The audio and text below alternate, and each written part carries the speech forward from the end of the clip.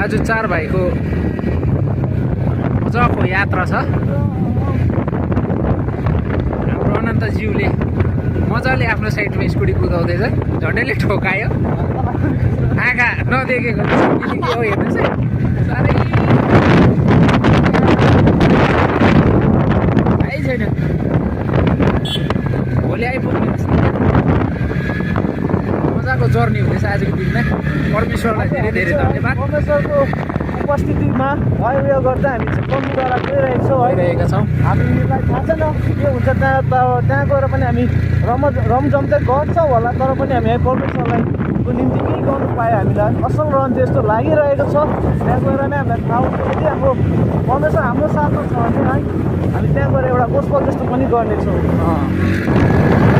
हेर्दै जानुहोस्, मजा आउँछ यो। यसलाई भ्लग